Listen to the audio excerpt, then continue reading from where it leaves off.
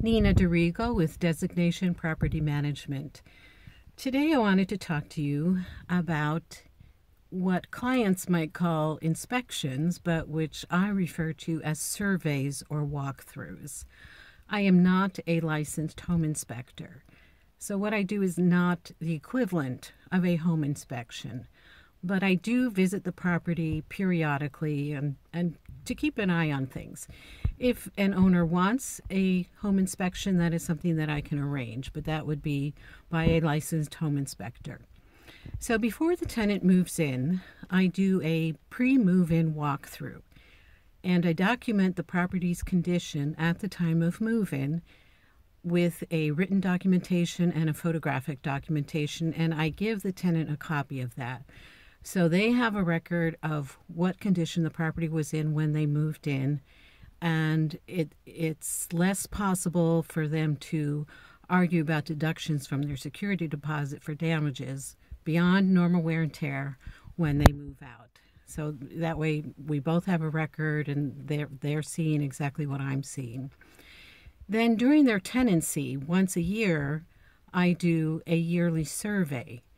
So I would go to the property, look at the inside as well as the outside, ask the tenant if there are any repairs, any plumbing repairs, any electrical repairs. It's their opportunity to see me in person and to tell me about anything that's going on with the property. And then I send a report to the owner along with photographs. So that's a second survey. And then when the tenant is ready to move out, California law requires that they be offered a pre-move out walkthrough. So within their last 2 weeks of tenancy, I go through the unit with them and tell them, if you fix this, do that, etc., you have the opportunity to get your full deposit back. I tell them what I'm looking for as far as returning their full deposit. If they are still living in the unit and their stuff is still in there, this is just a general conversation, but it's not something definite, since their stuff might still be in there and not everything is going to be evident. Once they move out, then I do a post-move out walkthrough, and again comparing that to the pre-move out walkthrough.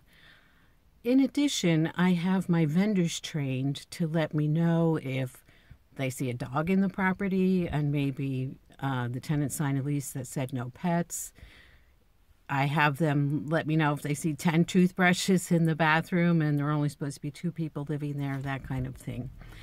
So there are multiple times when there are eyes on your property, but I don't call any of these inspections unless they are done by a licensed home inspector.